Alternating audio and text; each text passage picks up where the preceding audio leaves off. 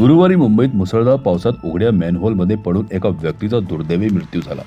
ही घटना दुपारी 12:30च्या सुमारास खैराणी रोडवर घडली। हा रस्ता अंधेरी, साकीनाका आणि जोगेश्वरीला कुर्ला आणि घाटकोपरला जोडतो। प्रत्यक्षदर्शीच्या म्हणण्यानुसार 55 वर्षीय असलम शेख हे पावसात मोबाईलवर बोलत रस्त्यावरून चालत होता। पाण्याने भरलेले उघडे मॅनहोल त्याच्या लक्षात आले नाही आणि पाण्याचा जोरदार प्रवाहाबरोबर वाहून तो त्यात पडला। घटनास्थळी त्याची छत्री आणि चप्पल सापडली। त्यानंतर शोध मोहीम सुरू करण्यात आली। माहिती मिळताच मुंबई अग्निशमन दल, पोलीस आणि इतर बचाव पथके घटनास्थळी दाखल झाली। अनेक तासांच्या शोध मोहिमेनंतर शेख याचा मृतदेह सापडला। प्राथमिक माहितीनुसार एका खासगी कंत्राटदाराकडून देखभाल दुरुस्तीचे काम सुरू असल्यामुळे मॅनहोल उघडे ठेवण्यात आले होते। या अपघातामुळे स्थानिक रहिवाशांमध्ये तीव्र संताप निर्माण झाला असून त्यांनी जबाबदार अधिकारी आणि कंत्राटदारावर कठोर कारवाई करण्याची मागणी केली आहे। हमारी फैमिली की तरफ से एक मांग है कि आज हमारा गया ना कल किसी और का नहीं जाए, किसी के भी जिंदगी का कोई नुकसान ना हो। जिसका जाता है वो उसको पता चलता है कि उसका क्या गया। उनका एक बेटा है, बेटी है, बीवी है, कमाने वाला वो एक अकेला इंसान था। उसके लिए मुआवजा चाहिए, प्लस दोबारा ऐसा कुछ ना हो। ये कॉन्ट्रैक्टर को सिखाओ, जैसे छोटे बच्चों को सिखाते हैं ना, वैसे कॉन्ट्रैक्टर को भी सिखाओ। अगर तुमको काम करना है तो किस तरीके से काम करना है। प्लीज, ये मुंबई में हमेशा होता है, बहुत जरूर। सेफ्टी रूल्स क्यों नहीं फॉलो करते? हर कॉन्ट्रैक्टर को पैसा कमाना है, गवर्नमेंट को भी पैसा कमाना है। हमसे टैक्स लेते, सब लेते, हमारी जान का क्या जाता है? हम लोग कहाँ जाए ये बताओ। अभी आपकी मांग क्या है सरकार? हमको मुआवजा चाहिए और वापस से किसी के साथ ऐसा ना हो, इसके ध्यान चाहिए। इनकी फैमिली बैकग्राउंड क्या करते हैं? इतनी अच्छी नहीं है फैमिली बैकग्राउंड। वो अकेले कमाने वाले थे। बच्चे क्या करते हैं? बच्चा अभी जॉब देख रहा है। आपका नाम और आप असलम शेख की कौन है? मैं असलम शेख के भाई की बीवी हूँ। मेरा नाम शाइस्ता है। माध्यमातून प्रशासनाला देखील आदेश देईन, निर्देश देईन की त्यांनी देखील वॉर्ड स्तरावरचे जे आपले कर्मचारी आहेत किंवा अधिकारी आहेत यांनी पूर्ण वॉर्डमध्ये आपण फेरी मारली पाहिजे आणि कुठे कुठे आपले मॅनहोल्स उघडे नाही आहेत, कुठे गटार चोपअप झालेले आहेत किंवा जी काही स्थिती आहे हे आपण इथे सगळे पाहणी करायला पाहिजे। मुंबईमध्ये कुठच्याही प्रकारची जीवितहानी होता कामा नये, अशा प्रकारची आपण सर्वांनीच काळजी घेतली पाहिजे। जी झाली घटना अत्यंत दुर्दैवी आहे। आम्ही त्यांच्या दुःखामध्ये सहभागी आहोत। एकूण काय सांगाल आता जे दोषी अधिकारी आहेत त्यांच्यावर कारवाईची मागणी करणार आहात? अधिकारी दोषी म्हणण्यापेक्षा जो ठेकेदार आहे त्यांनी अधिकाऱ्यांकडनं कुठच्याही प्रकारचे आदेश घेतलेले नाहीत। त्यांनी कुठच्याही प्रकारची त्याला वर्क ऑर्डर नव्हती की अशा प्रकारचे मेन हॉल्स ओपन करून दुरुस्ती करणे, आतमधले संरक्षित जाळे आहेत त्या, आणि त्याच्यावरती ठेकेदारावरती आणि त्याच्यावरती जे कोण कर्मचारी हे काम करत होते त्यांची चौकशी होऊन त्यांच्यावरती निश्चित कारवाई केली जाईल।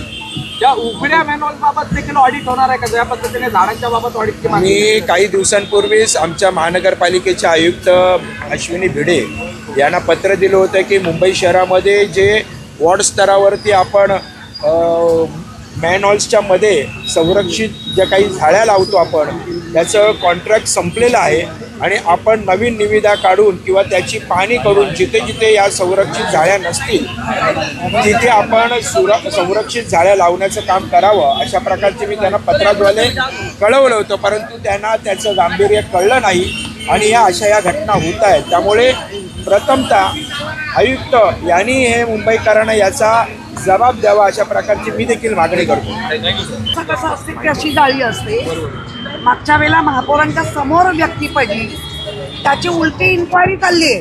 तो पडलाच कसा? अरे पडला कसा म्हणण्यापेक्षा तो पडला हे दुर्दैवी नाही का? आणि ज्या पद्धतीने ह्या सगळ्या सिस्टमला गेल्या 4 वर्षात कुठलाच नगरसेवक नसल्यामुळे प्रशासन अंकुश निघून गेलाय का?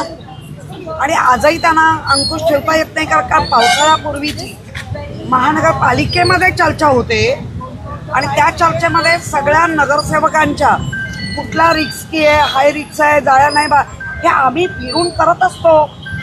कोणत्याच नगरसेवकाला ह्या माहिती मांडण्याची महापौरांनी संधीच नाही दिली। सर, उपमहापौर म्हणत आहेत की याला जबाबदार जे आहे अश्विनी भिडे मॅडम आहेत, आयुक्त आहेत, आणि आम्ही त्यांना शिवसेना स्टाईलने आंदोलन करू।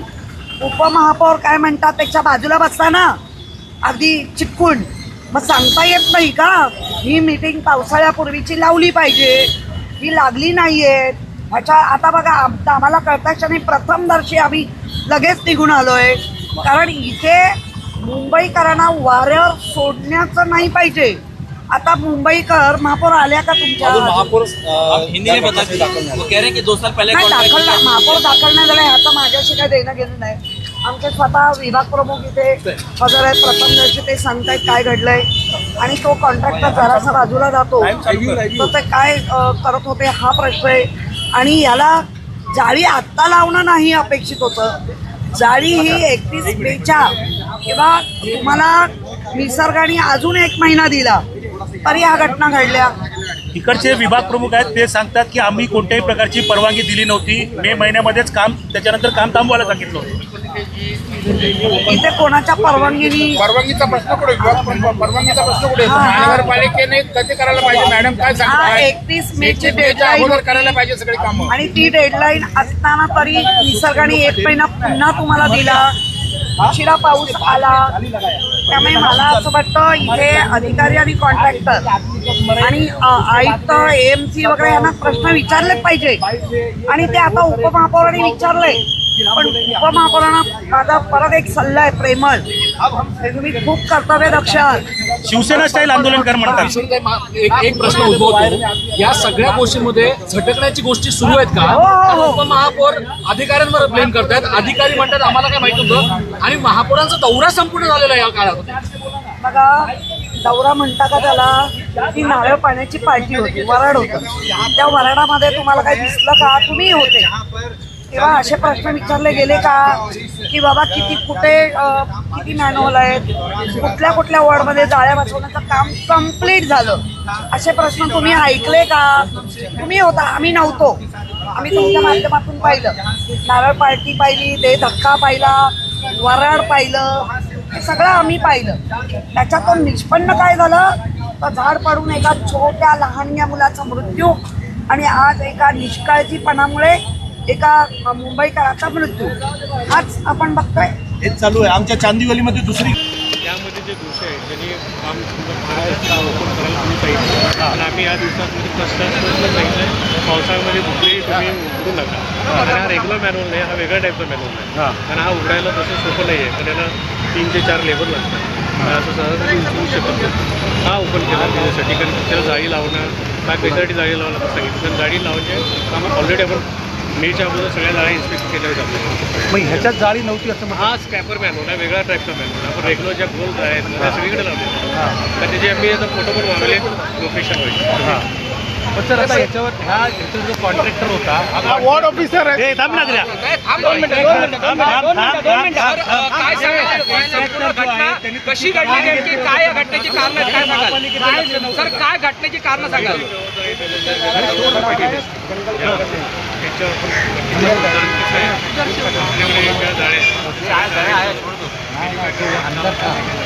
कोणाला दिलं? तरी नेमकी घटना कशामुळे घडली जरा सविस्तर थोडी माहिती द्या. तुमच्याकडे काय माहिती आहे?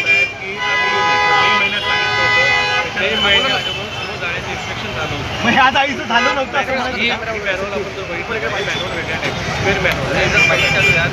ही जाळी जनरली ओपन करत नाही. तीच तिचा ज्यांना दिलेलं आहे त्यांना वाटतं आता माहिती घेतली आमच्या अधिकाऱ्यांकडून. तिने म्हणजे आपण कोणी इन्स्ट्रक्शन केले तर माझ्या पण इन्स्ट्रक्शन पावसात कुठल्या जाळ्या ओपन करायच्या. मग हे नेमकं ओपन कोणी केलं? चौकशी चालू आहे आणि जे आहे त्यांच्यावर आपण हे केलं. तुम्हाला माहिती नाही असं म्हणायचं का? माहिती नाही असं नाही, कारण यामध्ये 2 विभाग काम करतात. हा, कुठले विभाग काम करतात? सगळ्यांचं काम करतो. आणि तरी पण म्हणजे मंडळाची जी लोकं असतात ती जबाबदारी काम करत एकूण हेरलेकर साहेब